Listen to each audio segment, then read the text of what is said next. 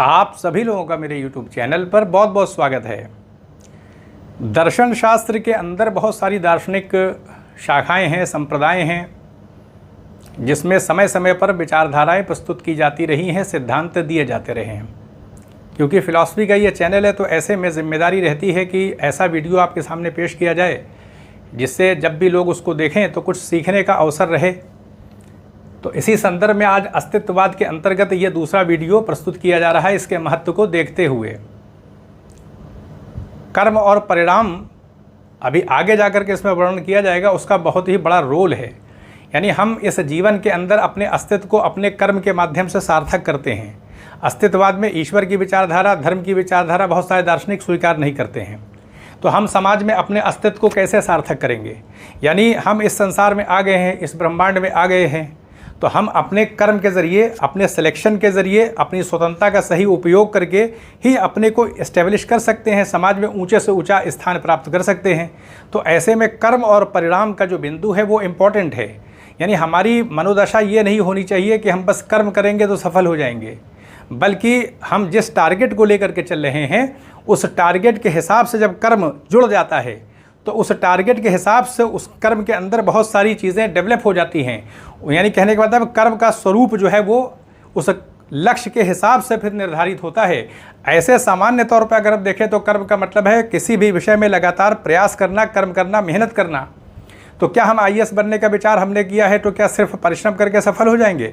बहुत सारे ऐसे लोग हैं जो लगातार मेहनत करते हैं आईएएस के लिए लेकिन सफल नहीं हो पाते हैं। तो अब यहाँ प्रश्न ये उठा कि जो लोग सफल हो जाते हैं तो हमारे में उनमें कहाँ से अंतर आ गया? प्रयास वो भी उन्होंने भी किया, प्रयास हमने भी किया, वहाँ सफलता मिली, हमें सफलता नहीं मिली। तो क्या भाग्य को मान लेंगे कि उनके भाग्य में था इसलिए सफल हो गए? अस्तित्ववाद में तो धर्म को माना नहीं जाता। अब अगर 1000 से ऊपर लोग सेलेक्ट हुए तो सारे लोगों के लिए क्या भाग्य अनुकूल हो गया था, हमारे लिए अनुकूल नहीं था? तो ऐसा तो होगा नहीं। तो इसीलिए अस्तित्ववाद में धर्म को यानी ईश्वर की विचारधारा बहुत से दार्शनिक नहीं मानते हैं। तो कहने का अर्थ ये है कि अगर हम असफल हुए हैं तो इसलिए हो गए क्योंकि हमने कर्म के स्वरूप को गहराई से समझा नहीं। यहाँ पर भी आपके सामने देखिए, यहाँ पर कर्म और परिणाम का एक बिंदु रखा गया है और बहुत सारे बिंदु भी हैं जिस पर अभी आपके सामने संक्षेप में चर्चा की जाएगी। तो जो ये परिणाम आता है ये कर्म के आधार पर आएगा, लेकिन ये कर्म विषय जो लक्ष्य हमने चुना है उसके हिसाब से इसका स्वरूप निर्धारित होगा। अगर आईएएस बनने हैं तो इसमें इतिहास भी होगा, इसमें भूगोल भी आएगा, इसमें अर्थव्यवस्था भी आ जाएगी, इसमें करंट अफेयर भी आ जाएगा, इसमें विज्ञान भी आ जाएगा, इसमें बहुत सारे विषय इस कर्म के अंदर आ जाएंगे और सबको लगातार पूरा करना होगा। तो अब इसमें दायित्व तो बढ़ जा रहा है। कहने का हमारे लिए पूरी तरह से अब समर्पित होना पड़ेगा और क्वालिटी को डेवलप करना पड़ेगा, स्वरूप को समझना पड़ेगा और क्रमबद्धता आ जाएगी, एक ऑर्डर आ जाएगा। ऑर्डर के तहत इतिहास का अध्ययन करेंगे, बीच से नहीं कर सकते। इतिहास को भी हमें शुरू से पढ़ना पड़ेगा, उसके स्वरूप को लेकर के चलना पड़ेगा, क्योंकि हमें मुख्य परीक्षा में लिखना है, प्रारंभिक परीक्षा में उत्तीर्ण होना है। तो वो कैसे होंगे? हम सारी चीज़ों को रट के तो आगे बढ़ नहीं सकते। तो स्वरूपगत विचारधारा जो होगी उसका स्वरूप जब एक ऑर्डर में क्रमबद्धता के साथ हम व्यवस्थित ढंग से कर लेंगे तो हमारी सफलता की संभावना बढ़ जाएगी। कहने का अर्थ ये है, कहने का अर्थ यह है कि जैसा हमारा लक्ष्य होगा उसके हिसाब से कर्म बहुत सारी चीज़ों को अपने अंदर पैदा कर लेगा, उसको हमें पूरा करना पड़ेगा कर्म करने के माध्यम से। सामान्य तौर पर यह माना जाता है कर्म करने का मतलब है बस परिश्रम करना। परिश्रम तो सभी कर रहे हैं लेकिन सिर्फ परिश्रम करने से नहीं होगा, कार्यशैली भी उसमें जुड़ जाती। कहने का अर्थ ये है। तो यहाँ पर देखें, बताया जा रहा है अस्तित्ववाद में कि अस्तित्ववाद मानववाद है। मानववाद का मतलब ये है कि हम अस्तित्ववाद में, क्योंकि ईश्वर की विचारधारा, धर्म की विचारधारा मानी जाती है और मनुष्य को पूरी तरह से स्वतंत्र माना जाता है। स्वतंत्र होने का अर्थ ये है कि हम पूरी तरह से इस संसार में आए हैं, आज़ाद होकर के आए हैं, हमारे ऊपर किसी की बाध्यता नहीं है। हमारा जो निर्णय होगा वो हमारे जीवन की दिशा तय करेगा। अब हमारा निर्णय जब हमारे जीवन की दिशा तय करेगा तो हमें जिम्मेदारी को उठाना होगा कि हम अब पैदा हो चुके हैं और हम अपनी इच्छा से, क्योंकि संसार में आए नहीं हैं, अब इस ब्रह्मांड में आ गए हैं जैसा अस्तित्ववादी बताते हैं, तो हमें अब इस संसार में क्योंकि आ चुके हैं तो इस दायित्व से भागना नहीं है, बल्कि इस जीवन को इस ढंग से जीना है कि हमारे माध्यम से हमारा भी व्यक्तित्व ऊंचा हो और हम समाज को भी कुछ दे सकें, समाज में भी लोगों का भला कर सकें, लोक कल्याण का काम कर सकें। इससे हमें संतुष्टि मिलेगी और ये जीवन कहीं ना कहीं अपने अंदर, जैसे महात्मा बुद्ध का कहना है कि इस जीवन के अंदर दुख की व्याप्ति है, शंकराचार्य कह रहे हैं ये माया जन्य संसार है, ये हमें सुख नहीं दे सकता, हम ब्रह्म को जान लें, आत्म साक्षात्कार की प्रक्रिया को संपन्न कर लें, तो परमानंद की स्थिति, सच्चिदानंद अवस्था को यानी उस ब्रह्म को जान लें, तो हमारे अंदर भी कहीं ना कहीं हमेशा के लिए आनंद आ जाएगा, हम आनंद प्राप्त कर लेंगे। लेकिन अस्तित्ववादी क्योंकि इस प्रकार की विचारधारा को मानते नहीं हैं, तो हमको इस संसार में कैसे आनंद मिलेगा, कैसे लक्ष्य मिलेगा? क्योंकि जब ईश्वर की विचारधारा स्वीकृत नहीं तो निराशा आ सकती है, और हमें पता भी नहीं लग रहा है कि क्या है, कैसे आगे इस ब्रह्मांड के अंदर इतना विशाल ब्रह्मांड दिखाई पड़ रहा है, जीवन का कोई लक्ष्य नजर नहीं आ रहा है। तो अस्तित्ववाद में बता दिया जाता है कि अस्तित्व का मतलब क्या है कि हम अब अपनी सार्थकता खुद तय करेंगे, और लोक कल्याण के लिए जब काम करेंगे तो एक हमको दिशा मिल जाएगी, हमारा भी व्यक्तित्व ऊंचा उठेगा, और हम समाज के लिए कुछ करते हैं तो एक संतुष्टि मिलती है, हम समाज के लिए कुछ भला करते हैं तो एक आनंद मिलता है, कहने का अर्थ है। तो जीवन की एक हमारी दिशा होगी, वो दिशा कहाँ है? समाज की दशा को ठीक करना। समाज के अंदर बैलेंस नहीं है, उसको इस्टेब्लिश करना होगा। तो इसलिए अस्तित्व का यहाँ मतलब क्या है? अस्तित्व का मतलब ये है कि हमारे अंदर स्वतंत्रता है, हम मेहनत करते हुए अपने को समाज में डेवलप करेंगे, और ये हमारे अपने प्रयास पर होगा, हमको लगातार मेहनत करनी पड़ेगी। अब मानव होने का अर्थ क्या है? मानव होने का अर्थ दायित्व लेकर के आता है। दायित्व से हमें भागना नहीं है, निराश नहीं होना है, क्योंकि मानव होने का मतलब ही है निरंतर जूझना, संघर्ष करना। ये समाज हमारे लिए एक कह सकते हैं कि एक्सपेरिमेंट करने की जगह है। हम कोई कर्म करेंगे, हो सकता हो उसमें सफलता ना मिले, तो हमें सीखना पड़ेगा, यानी हमें धक्का मिलेगा, कहीं ना कहीं अवसाद आएगा, तनाव की स्थिति पैदा होगी, लेकिन उसको सबको हमें नियंत्रित करना है। यही तो मानव होने का अर्थ है कि कोई भी विपरीत परिस्थिति आ जाती है तो खुद को संतुलित बनाए रखना, और उस संतुलन के माध्यम से भी लगातार कर्म करते रहना, यही मानव का, यही बुद्धिमत्ता का अर्थ भी हो जाता है। कहने का अर्थ ये, जब हम किसी सफ़र पे होते हैं तो विपरीत परिस्थितियाँ समाज में जीवन जी रहे हैं, तो दूसरों का आचरण का प्रभाव भी हमारे ऊपर पड़ता है, हमारी मनोदशा पे पड़ता है। अगर किसी का व्यवहार हमारे प्रति अच्छा नहीं है तो हमारे तनाव की, टेंशन की स्थिति पैदा होगी, कहीं ना कहीं हमें क्रोध भी आ सकता है। तो सारी चीज़ों को समाहित करते हुए एक समुद्र की तरह कि विभिन्न प्रकार की नदियों को आने देता है, स्वच्छ नदियाँ भी आती हैं, गंदी भी आती हैं, लेकिन समुद्र समुद्र ही बना रहता है। कहने का अर्थ है उस प्रकार से अगर हम सोचेंगे तो हम अपने को स्थिर करके ही अपना लक्ष्य प्राप्त कर सकते हैं। अब हम स्थिर नहीं है, व्याकुल हैं, और समाज के प्रति, लोग हमारे प्रति अच्छा आचरण नहीं कर रहे हैं, उससे व्याकुलता आ रही है, तो हम कितना बड़ा लक्ष्य कैसे प्राप्त कर लेंगे? कैसे शांति नहीं होगी, स्थिरता नहीं होगी, तो हमारे कर्म के अंदर भी व्यवस्था, ऑर्डर नहीं आ पाएगा। तो खुद को कंट्रोल करने की जिम्मेदारी तो हमारे अपने दायित्व में है। तो इसलिए मानव होने का अर्थ क्या है कि समाज में जीवन जीना है तो खुद को कंट्रोल करना है, अपनी स्वतंत्रता का सही उपयोग करते हुए अपने को भी एक ऊंचाई पर लेकर जाना है और समाज को भी लेकर के जाना है। एक बड़ा दायित्व है, इसमें आनंद भी है, एक टारगेट है, एक लक्ष्य है। हम समाज के लिए कुछ कर सकते हैं। हम जिलाधिकारी बन गए, किसी ज़िले में तैनात हैं, उस पूरे ज़िले के अंदर हम पेड़ लगा रहे हैं, हरे भरे पेड़ पैदा कर रहे हैं वहाँ पर, और अपने ज़िले की व्यवस्था को सही करने का प्रयास कर रहे हैं, लोगों से अच्छा आचरण कर रहे हैं। लोग भी सोच रहे हैं कि जिलाधिकारी के माध्यम से कितना अच्छा आचरण प्रस्तुत किया जा रहा है, आकर्षित हो जाते हैं। हम अधिकारी हैं तो समाज के ऊपर प्रभाव पड़ता है। तो ये हमारे व्यक्तित्व के ऊपर है कि हम जिस ज़िले में तैनात हैं तो कैसा अपना एक आचरण रख रहे हैं, कि हम जिन कर्मचारियों के साथ काम कर रहे हैं वो भी हमारे व्यक्तित्व से प्रभावित हैं, उनके जीवन में भी परिवर्तन आ रहा है और ज़िले के अंदर भी सुधार हो रहा है। तो यह हमारे कैसे व्यक्तित्व के ऊपर होगा, ये हमारी कैसी दिशा है, कैसा हमारा जीवन है। कहने का अर्थ ये है। तो इसलिए मानव होने का अर्थ बहुत बड़ा है।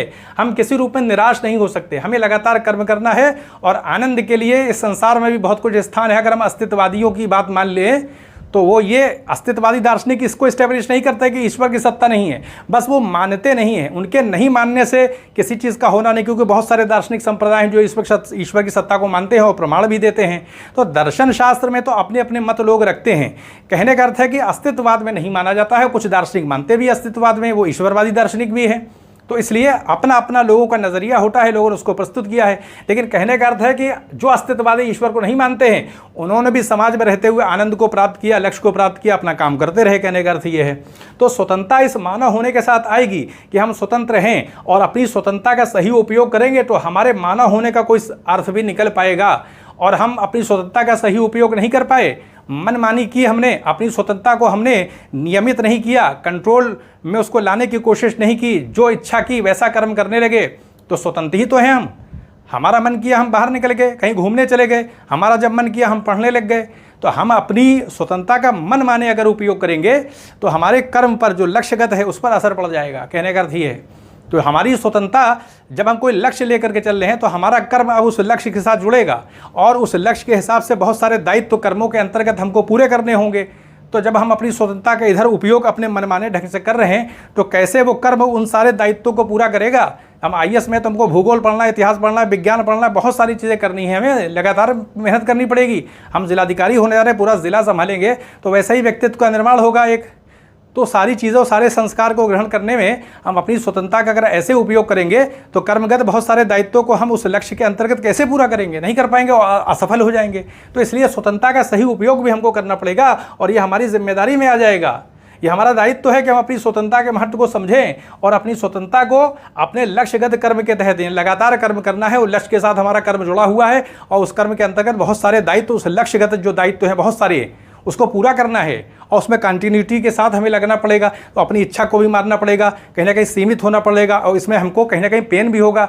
हो सकता है हमारा मन कहीं जाने करे लेकिन हम नहीं जा रहे हैं, तो इसलिए सीमित हो करके कोई बड़ा लक्ष्य प्राप्त हो सकता है। अगर किसी बड़े लक्ष्य के निकल रहे हैं तो हमारे ऊपर चारों तरफ घेरा आ जाता है और उसका अनुपालन हमको करना पड़ेगा, कहने का अर्थ ये है। तो इसलिए व्यक्तित्व और समाज की जो बात आती है, जब हम जिम्मेदारी उठाएंगे, हम स्वतंत्रता का सही उपयोग करेंगे, तभी हमारे व्यक्तित्व का निर्माण होगा। अगर ऐसा नहीं करेंगे तो हमारे व्यक्तित्व का निर्माण कहाँ से होगा? व्यक्तित्व का निर्माण तो तभी होगा जब हम अपनी स्वतंत्रता, अपनी जिम्मेदारी का सही उपयोग करेंगे, तो हमारा व्यक्तित्व बनेगा। हम जिलाधिकारी के तौर पर, आईएएस के तौर पर सिलेक्ट हो सकते हैं और एक बड़ी भागीदारी हम कर सकते हैं। फिर आगे प्रमोशन होता चला जाता है और बड़ी जिम्मेदारी आ जाती है, तो हम समाज के लिए कुछ कर पाएंगे। जब हमारा व्यक्तित्व बनेगा तभी तो हम समाज के लिए कुछ कर सकते हैं, कुछ बड़ा कर सकते हैं। समाज भी हमको तभी तो स्वीकार करेगा। हम एक किसी भी व्यापार के क्षेत्र में बहुत बड़े व्यापारी हैं, समाज के लिए काम कर रहे हैं, कहने करते हैं कि अधिकारी बन के कुछ नहीं, अधिकारी बन के तो कुछ किया ही जाता है। दूसरे क्षेत्रों में चाहे जो क्षेत्र हम चले जाएँ, उस क्षेत्र में धनार्जन करके हम समाज के लिए बहुत कुछ कर सकते हैं, कहने का अर्थ ये है। तो जब हमारे व्यक्तित्व का निर्माण चाहे किसी सरकारी पद के तहत हो, चाहे वो हम व्यापार करें, चाहे हम जो काम करें, साहित्यिक कृति रचें, साहित्यकार बन जाएं, जिस आधार पर भी हम धन संपदा जैसा भी जो भी अर्जित करें, अगर हम साहित्यकार हैं तो साहित्य के माध्यम से समाज का भला कर रहे हैं, व्यापारी हैं तो धन के माध्यम से समाज का भला कर सकते हैं। तो हमारे व्यक्तित्व का उत्थान तभी होगा जब हम मानव हैं, अपनी स्वतंत्रता का सही उपयोग करेंगे और स्वतंत्रता का तब उपयोग होगा जब जिम्मेदारी का हमें आभास होगा, एहसास होगा। फिर हमारे व्यक्तित्व का निर्माण समय के साथ होगा, फिर हम समाज के लिए और अपने लिए कुछ कर सकते हैं, कहने का अर्थ ये है। तो इन सारी बातों का अस्तित्ववाद में मतलब वर्णन है, इन पर ही ज़्यादा बल दिया गया है ताकि हम अपना समाज में खुद को स्थापित कर सकें। अब आती है कर्म और परिणाम की बात।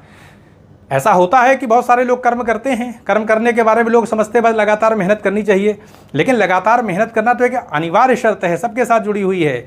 लेकिन जब हम कर्म कोई करते हैं तो उस कर्म में क्या करते हैं? अगर हम आईएएस बनने जा रहे हैं तो हमें इतिहास, भूगोल, सारे विषयों को पढ़ना पड़ता है। तो अब इतने सारे दायित्वों को कर्म के साथ जब जोड़ दिया जाएगा तो कर्म तो अब बहुत सारी चीज़ों को संभालने वाला हो गया ना। अब सबके अंदर क्वालिटी का डेवलपमेंट होना चाहिए। तो वो डेवलपमेंट कैसे होगा? वो डेवलपमेंट ऑर्डर के तहत होगा कि अगर हम इतिहास पढ़ रहे हैं तो फिर हम प्रारंभ से पढ़ें, बीच में कहीं से शुरू नहीं कर सकते। यानी किसी चीज़ का स्वरूप नहीं जैसे समझेंगे, स्वरूप कब समझ में आएगा? जब एक ऑर्डर होगा। तो ऑर्डर के तहत हम इतिहास, भूगोल, अर्थव्यवस्था, सारी चीज़ों को जब एक ऑर्डर में पढ़ेंगे और हमारी नींव, हमारा फंडामेंटल जो सारी चीज़ें हैं, मूलभूत जो कह सकते हैं आधार भूमि हर विषय की, वो जो सही से निर्मित होगी तो हमसे कहीं से भी सवाल पूछा जाएगा तो हमने स्वरूप को अच्छी तरह समझ लिया है तो हम उत्तर लिखेंगे। इसके लिए ज़रूर थोड़ी कि हम कोचिंग करें, ये कोई अनिवार्य शर्त तो कोचिंग करना है नहीं। कोचिंग तो ये होती है कि हमारी इच्छा शक्ति को हम चाहें तो करें या ना करें। और बहुत सारे ऐसे लोग बिना कोचिंग के सफल होते हैं। तो कैसे हो जाते हैं कि उनके कार्य करने का ढंग सही होता है। तो कहने का अर्थ ये है कि कर्म का मतलब ये है कि कर्म ही परिणाम देगा। और अगर इसके प्रति सचेत नहीं हुए, ये देख लें कि हमारा कर्म किन विषयों के साथ जुड़ रहा है, किस लक्ष्य के साथ जुड़ रहा है, कितने दायित्व इस कर्म के ऊपर आ रहे हैं। तो जितने दायित्व इस कर्म के ऊपर आ रहे हैं, इस कर्म के माध्यम से उन दायित्वों को लगातार पूरा करना पड़ेगा। आसान काम नहीं है ये। तो जब हमने ही बड़ा लक्ष्य चुना है तो इसकी जिम्मेदारी तो हमें उठानी पड़ेगी और उसका लाभ भी हमें होगा। शुरू में हमें पेन होगा, लेकिन जब सफल हो जाएंगे तो जैसा आनंद मिलेगा तो उसकी अनुभूति तो उसी समय की जा सकती है जब सफल होते हैं। जब लोग अपना लिस्ट में नाम देख लेते हैं आईएएस में, या कोई बहुत बड़ा व्यापार सफल हो जाता है तो एक सुखद अनुभूति होती, कहने का अर्थ ये है। तो ये समझ लेना चाहिए कि जो हमारा कर्म है इसकी क्वालिटी बहुत अच्छी होनी चाहिए, यानी गुणवत्ता विकसित होनी चाहिए। जो डिमांड की गई वो पूरी होनी है, विषयगत सारी डिमांड को पूरा करना है। और अगर हम इसके प्रति सचेत नहीं रहे, हमने ऑर्डर क्रिएट नहीं किया, स्वरूप समझ में नहीं आया, तो फिर क्या होगा कि हमसे सवाल पूछा जाएगा, हम सवाल ही नहीं समझ पाएंगे। तो हम कैसे लिखेंगे? सवाल तो सब समझ पाएंगे जब एक ऑर्डर के तहत हमने पूरा अध्ययन किया होगा, तब सारी बातें हमको समझ में आएगी और फिर प्रश्नों को लगातार हम हल करते रहें, एक मानसिकता डेवलप होगी। तो कहने का अर्थ है ये कर्म का मतलब सिर्फ ये नहीं है बस मेहनत करते चले जाना। मेहनत तो बहुत लोग कर रहे हैं, ठीक है, सफलता सारे लोगों को तो मिलती नहीं है, जबकि कठिन परिश्रम लोग करते हैं, सफलता नहीं मिल पाती है। तो कैसे? कहीं ना कहीं वो क्वालिटी, वो चीज़, वो डिमांड, वो चीज़ें पूरी नहीं हो पाती, उस सफलता नहीं मिल पाती। कहने का अर्थ ये है उसमें भाग्य और जैसे सारी चीज़ें अस्तित्ववादी दार्शनिक नहीं मानते हैं। तो कर्म और निराशा, कर्म हमने किया, हमें सफलता नहीं मिली, ऐसा हो सकता है कि हमने कर्म किया, सफलता नहीं मिली, तो निराश नहीं होना है। और निराशा आती है, लेकिन हमने जो मेहनत की है उससे हमें संस्कार तो मिला है, तो उस संस्कार के ज़रिए हम आगे उस संस्कार जो प्राप्त किया उससे हम और ऐड करेंगे चीज़ों को, वो और सारी चीज़ें मेहनत करेंगे, जुड़ेगी। तो जो पिछले संस्कार हैं आगे के अच्छे संस्कार जुड़ेंगे तो और गति आएगी, सफलता मिलेगी। तो इसलिए कर्म किया, सफलता नहीं मिली तो निराश नहीं होना, कहने का अर्थ ये है। क्योंकि जीवन में हमारे व्यक्तित्व के अस्तित्व के सार्थक होने का मतलब ये है लगातार कर्म करना पड़ेगा। ऐसे ही कोई समाज में ऊंचा नहीं उठ जाता, ये इतना आसान नहीं है। इसके लिए निराशा आएगी, इसको स्वीकार करना पड़ेगा। और जब स्वीकार करेंगे, सकारात्मक रहेंगे तो और शक्ति होगी, आगे बढ़ेंगे। बहुत सारे लोग हैं जो असफल हो जाते हैं, निराश नहीं होते, कर्म करते हैं, सफलता मिलती है और समाज में एक ऊंचा स्थान भी प्राप्त करते हैं। कहने का अर्थ ये है। तो निरंतर सीखने की क्षमता जब होगी तभी ये निराशा नहीं आएगी। हम लगातार सीख रहे हैं, क्वालिटी का डेवलपमेंट कर रहे हैं, ये अंदर हमारे मानसिकता होनी चाहिए कि हम जीवन जी रहे हैं, अपने व्यक्तित्व को सार्थक करना है, तो आसान काम तो है नहीं है। तो इसी लगातार सीखना पड़ेगा, लगातार कर्म करना पड़ेगा, करते करते करते करते सफलता मिलती है। सूचनाओं के प्रति सावधानी है। अगर हम सूचनाओं के प्रति सावधान नहीं समाज के अंदर रह रहे हैं तो हमारी मानसिकता पर असर पड़ता है सूचनाओं का। जो सूचनाएं आ रही हैं, पेपर पढ़ रहे हैं, तो आंख बंद करके बस किसी चीज़ पर भरोसा नहीं करना है। सूचना का मतलब ये है कहीं से भी सूचना आ सकती है, हमें अपने दोस्तों के जरिए कोई सूचना प्राप्त हो सकती है, हम समाज के अंदर रह रहे हैं। जब सूचनाओं के प्रति हम सतर्क रहेंगे तो उससे हमारा मन व्यथित नहीं होगा। हमने लॉजिक के जरिए उसको छान लिया, उस पर तर्क वितर्क किया, जो तथ्य हमको सूचना के माध्यम से प्राप्त हुए, कल्पना के माध्यम से जांच परख करके देखा कि क्या ये संभावित है तथ्य, क्या ये वास्तविक हो सकता है।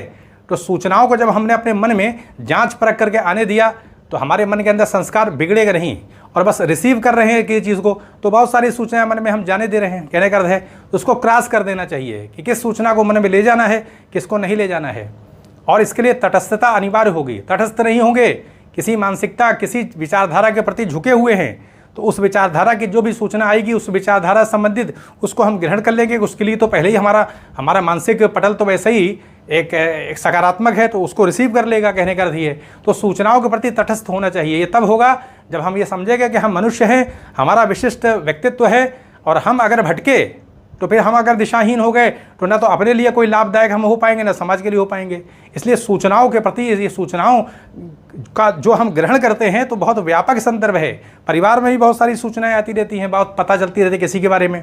लोग एक दूसरे की बुराई करते रहते हैं, बहुत सारी गलत बातें बता देते हैं, गलत सूचनाएं रहती हैं। तो अपनी मानसिकता को खुला रख के सोचना होगा। कोई भी सूचना किसी के बारे में आ रही है उसी वक्त कोई मानसिकता नहीं बनाना है। धैर्य के साथ उस सूचना को सुनने के बाद फिर बाद में उस पर पक्ष विपक्ष विचार करेंगे, देखेंगे, उसको जांचे परखेंगे। उसके बाद क्या होगा, जब ये मानसिकता हो जाएगी तो जो चिंता, तनाव और ये भावनाएं जो प्रबल हो जाती हैं, इससे मुक्ति मिलेगी। कहने का अर्थ ये है, क्योंकि ये सारी चीज़ें हमारे कर्म पर असर डाल देती हैं। हम लगातार अपने लक्ष्य पे कर्म कर रहे हैं, लेकिन हमारा स्वभाव ऐसा है कि हम सूचनाओं को, किसी की बात पर विश्वास कर लेते हैं। अब दुख आ गया कि किसी ने हमारे बारे में ऐसा कह दिया तो हम इसी में परेशान हैं, तो हमारा कर्म व्यथित, मतलब कहीं ना कहीं दिशाहीन होने लगेगा, उसमें शक्ति गिर जाएगी। तो इसलिए संतुलित जीवन आवश्यक है। सूचनाओं के प्रति सावधानी, क्योंकि सूचनाएं आती रहती है, इसलिए यहाँ रखा गया है, क्योंकि यह हमारे अस्तित्व को, सूचनाएं जो हैं वो कहीं ना कहीं पीछे ले जा सकती हैं। हम किसी लक्ष्य की तरफ चल रहे हैं और सूचनाओं के प्रति हम अगर आग्रहशील है, लगातार सूचनाओं के प्रति हम कोई ना कोई संवेदना प्रकट कर रहे हैं, जाँच परख नहीं रहे, तो उससे हमारे कर्म पर असर पड़ेगा। और समाज के प्रति हमारा योगदान अगर है, हम ये सोचें कि हम समाज को कुछ दे सकते हैं, कुछ प्रदान कर सकते हैं, तो इससे क्या होगा, हम लगातार और कर्म करेंगे, मेहनत करेंगे। कभी हमें अगर मान लिया हम थक रहे हैं, हमें उदासी आ रही है, कहीं ना कहीं आलस से एक कि आराम करने की प्रवृत्ति आ रही है, तो समाज के बारे में सोचें, समाज के लोगों के बारे में सोचें, तो इससे कहीं ना कहीं चेतना दोबारा एक ऊर्जा पैदा होगी। तो समाज के प्रति जो हमारा योगदान है, दायित्व है, जब उसका आभास करेंगे तो फिर हम अपने अस्तित्व को स्थापित करने के लिए फिर सक्रिय हो जाएंगे। कहने का अर्थ है, तो कहने का मतलब ये है कि अस्तित्ववाद के अंतर्गत सार्थक ने ये बताने का प्रयास किया है कि मनुष्य अपने अस्तित्व को सार्थक तब कर सकता है जो बहुत सारी सावधानियों का, यानी सावधानी के साथ हमें आगे बढ़ना होगा। हम अपनी स्वतंत्रता का कैसे उपयोग करेंगे, ये हमारे उपयोग करने के ढंग पर, हमारे दृष्टिकोण पर, सोचने पर निर्भर करेगा। हम अपनी स्वतंत्रता का अगर सही उपयोग करेंगे तो समाज में अपने को स्थापित कर सकते हैं। तो यहीं पर अनुमति दें, चैनल को सब्सक्राइब भी करें, शेयर भी करें। आप सभी लोगों का बहुत बहुत धन्यवाद।